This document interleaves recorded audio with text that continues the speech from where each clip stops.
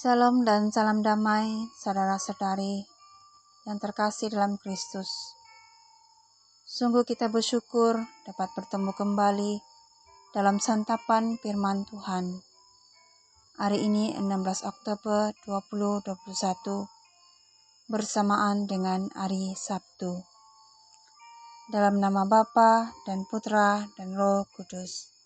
Amin. Bacaan dari Injil Lukas bab 12 ayat 8 hingga 12. Aku berkata kepadamu, setiap orang yang mengakui aku di depan manusia, Anak Manusia juga akan mengakui dia di depan malaikat-malaikat Allah. Tetapi barang siapa menyangkal aku di depan manusia, ia akan disangkal di depan malaikat-malaikat Allah. Setiap orang yang mengatakan sesuatu melawan Anak Manusia, ia akan diampuni. Tetapi barang siapa menghujat Roh Kudus, ia tidak akan diampuni. Apabila orang menghadapkan kamu kepada majelis-majelis atau kepada pemerintah-pemerintah dan penguasa-penguasa, janganlah kamu khawatir bagaimana dan apa yang harus kamu katakan untuk membela dirimu.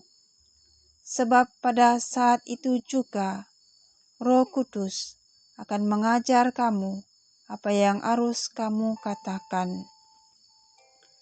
Demikianlah Injil Tuhan. Terpujilah Kristus. Saudara-saudara, dalam Injil hari ini, Yesus mengajak kita untuk berani mengakui iman kita, menjadi pribadi yang utuh dan tetap berpegang teguh pada Kristus. Dengan pribadi kita, sikap kita, kata-kata kita, iman yang kita pegang membuat orang percaya wujudnya Tuhan. Dengan perbuatan dan tindakan kita, mengakui iman kita melalui sikap dan tindakan kita. Kalau bersama dengan saudara-saudara seiman kita, mungkin kita berani mengakui iman kita.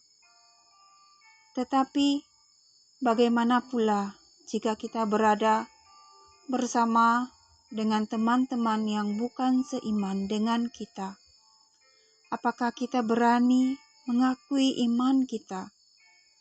Mengakui iman tidaklah seharusnya mencanang-canangkan, saya adalah pengikut Kristus. Bayangkanlah ketika makan dengan teman-teman yang bukan seiman dengan kita, lalu kita rasa malu atau segan untuk berdoa. Kita takut mereka merasa tidak selesa dengan mereka, lalu makan tanpa berdoa. Bukankah secara tidak sadar kita menyangkal iman kita?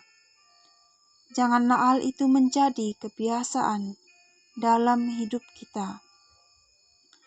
Kalau mereka berani mengakui iman mereka, kita haruslah lebih berani mengakui iman kita akan Kristus, Juru Selamat kita. Karena itu, Yesus memberikan penghiburan, ketenangan kepada kita.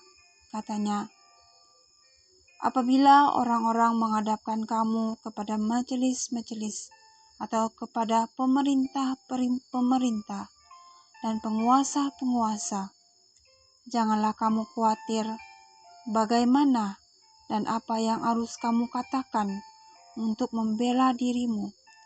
Sebab pada saat itu juga Roh Kudus akan mengajar kamu apa yang harus kamu katakan. Bila iman kita hidup, kita akan mengutamakan Yesus dalam hidup kita. Baru yang lain akan menyusul. Carilah dahulu kerajaan Allah maka yang lain akan ditambahkan. Orang yang beriman, orang yang hidupnya bebas dari kekhawatiran, bukan berarti tidak ada kekhawatiran, tetapi dia menyerahkan kekhawatirannya kepada Allah, karena percaya Tuhan pasti punya rencana yang terbaik untuknya. Sebab itu, kalau kita betul-betul bersatu dengan Kristus, kita akan memiliki segalanya. Dari pihak kita, pertama-tama kita lakukan ialah harus berbalik kepada Yesus dan bertobat. Berarti meninggalkan segala sesuatu yang tidak berkenan kepada Allah. Yesus mengajak kita mempunyai iman yang mendalam terhadapnya. Bagaimana hal itu dapat kita laksanakan? Pertama-tama, membangun relasi dengan Tuhan. Selalu merenungkan sabda Tuhan. Bersedia untuk dibentuk oleh Tuhan dalam pelbagai situasi hidup. Dan terbuka pada rencana dan kehendak Tuhan. Tuhan Yesus, Engkau mengenal kerapuhan kami, kelemahan kami, segala sesuatu yang kami khawatirkan dalam hidup kami. Tuhan, berikanlah kami rahmat tambahan iman, keberanian untuk mengakui iman kami, kepercayaan kami akan Engkau, dan percaya dalam setiap rencanamu, semuanya pasti yang terbaik buat kami. Amin.